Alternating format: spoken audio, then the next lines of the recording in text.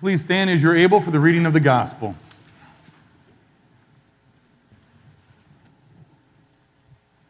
The Holy Gospel according to St. Mark chapter 9, verses 38 through 50. John said to Jesus, "Teacher, we saw someone casting out demons in your name, and we tried to stop him because he was not following us."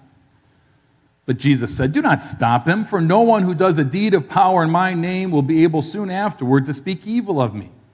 Whoever is not against us is for us. For truly I tell you, whoever gives a cup of water to drink because you bear the name of Christ will by no means lose the reward. If you put a stumbling block before one of these little ones who believe in me, it would be better for you if a great millstone were hung around your neck and you were thrown into the sea. If your hand causes you to stumble, cut it off. It is better for you to enter life maimed than to have two hands and go to hell, to the unquenchable fire. And if your foot causes you to stumble, cut it off. It is better for you to enter life lame than to have 2 feet and be thrown into hell. And if your eye causes you to stumble, tear it out. It is better for you to enter the kingdom of God with 1 eye than to have 2 eyes and to be thrown into hell, where the worm never dies and the fire is never quenched. For everyone will be salted with fire. Salt is good, but if salt has lost its saltiness, how can you season it? Have salt in yourselves and be at peace with one another." The gospel of the Lord. You may be seated.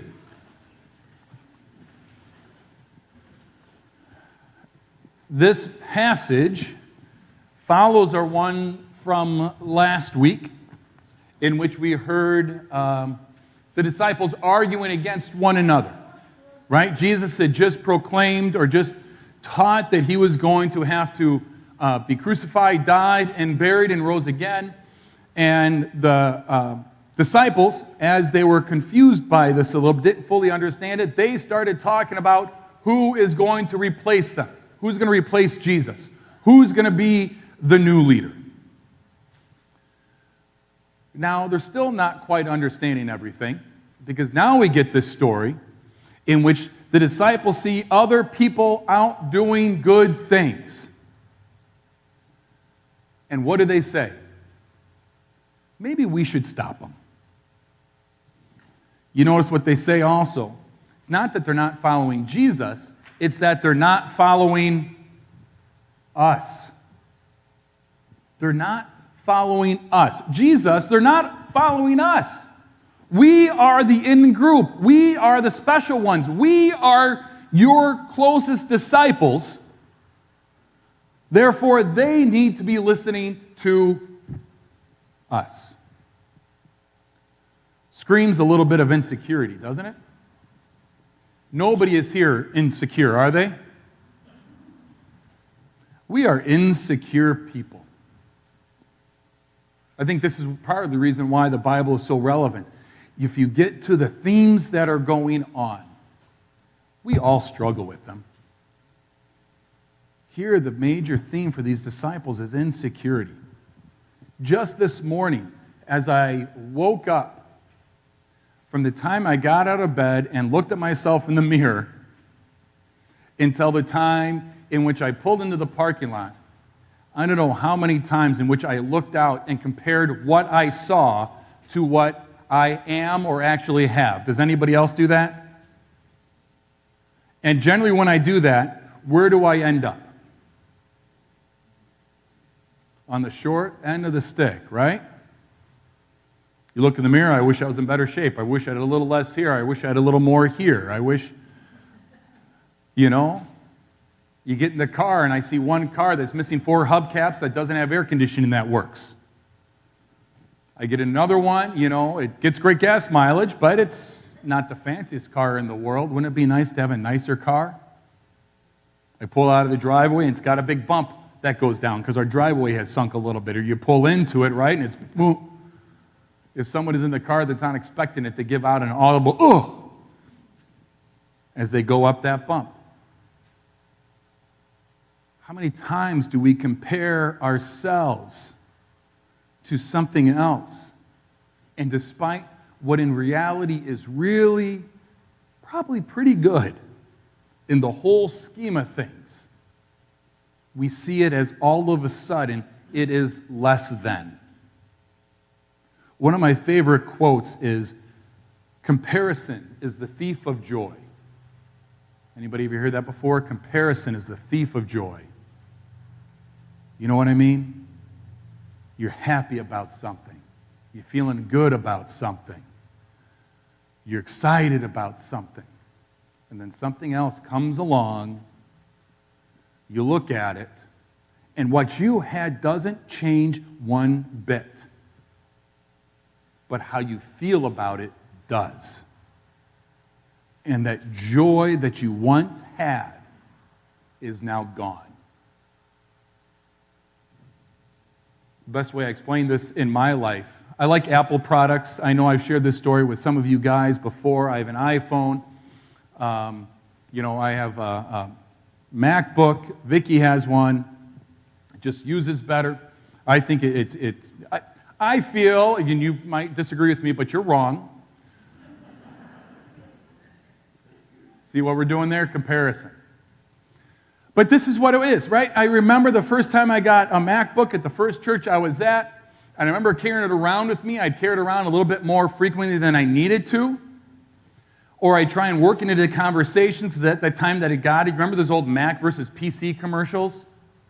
Right? I'm a Mac, I'm a PC, and it was cool to carry a Mac, to have a Mac, whatever it might be, and it was like the dorky guy that had the PC. So you carry it around more often. You work into conversations, accidentally, and you get the reaction of, "Ooh, you have that. Isn't that right? Isn't that exciting?" You get a little bit of attention of it. I remember one time, I vividly remember I was at a coffee shop in which this came up, and someone else had said, "Oh, I totally agree with you. You know what I just got? An iPad." All of a sudden, where did that attention go? How did I feel about what I had? Now I needed to have an iPad. The problem is, if you get an iPad, what comes out after that? iPad 2. That's right. The iPad 3. Well, I don't even know what iPhone we're on now. iPhone 13, I think I just saw come out, but there's like a 10, there's a 10X or the XR, the 12 Pro, all of these kind of things, right? When we put our trust in something that cannot give it, it is doomed to fail us, isn't it? When we worship the created rather than the Creator, to me, that is the essence of sin. Because that really infects everything, doesn't it? We so often think about sin, a list of things that we cannot do, that we need to avoid. How do I stay on the right path? Right? I just can't do these things. So then it turns into, what can I do? Or how can I work around the rules? How can I manipulate things? But I don't think that's the life of faith that we're called to, is how do we manipulate? How do we work around? How do we just give us a set of rules that we can or cannot do? But how do we truly trust that we are God's? Not we are God's like I'm God, right? We are God's. I want to say God. Is that possessive we need there? We are God's. You're in English, right? We belong to God. And that's where it comes from. You see, what these disciples, they are basing their value and worth not on their relationship with Christ or how Christ feels about them. They are basing it on what these other people are or are not doing, and what is their relationship to the disciples. Does that make sense? They care more about what these other people are doing and what influence they have over them than trusting what Christ has called them to. and what God has said about them.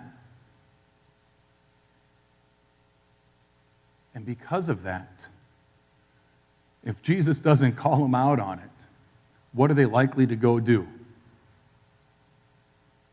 Go. You need to stop. You can't do this, right? All of a sudden, there's this divide that comes up because then they are worried about who's where in what pecking order. They're not truly free, are they? They're really bound. This is what it means to be bound by sin. They're not truly free to live because they are so caught up in what these other people are or are not doing. That doesn't happen to anyone here today, does it? We are so bound. We are so caught up in sin, in our trust being in other things, and not in what God has proclaimed about us, to us, and for us, which then would truly allow us to live. That, to me, is what true freedom is. Doesn't that sound good? Doesn't that sound refreshing? Doesn't that sound life-giving? Not just for you, but for the world.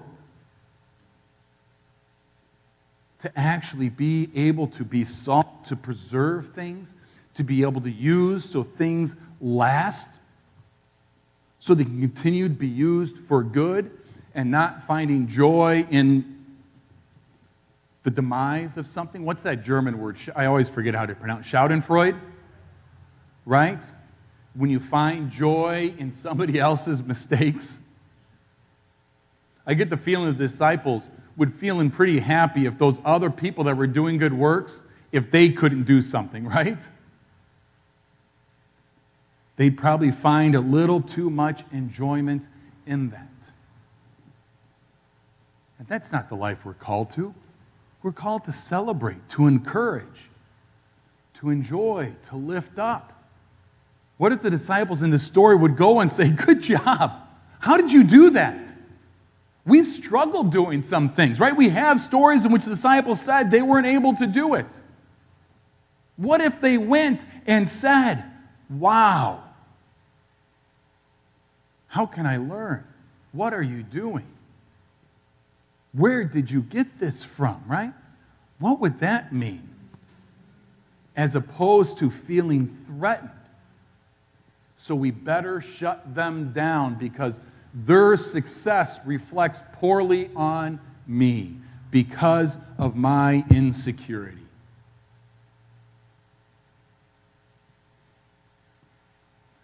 I don't think Jesus wants us to cut off our hands, poke out our eyes, any of that kind of stuff, right? But I think it hints at the severity, maybe, of which we do these things and the harm that it can cause and causes. That these aren't just words to say and then to continue on our way.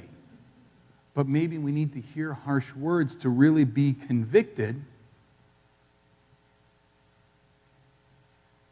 to help force us to become the people we are called to be. So we aren't stumbling blocks for people. Because I think that's what happens in our insecurity as well, right? We become stumbling blocks. We don't want you to do that because it reflects poorly on me, so we better get you to stop.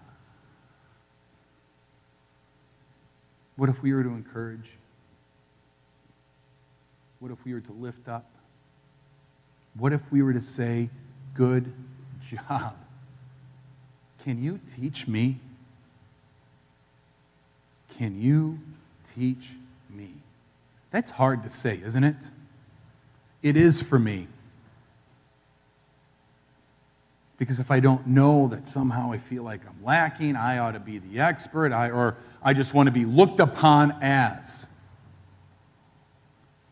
Can you teach me the humility, the security in which that statement comes from.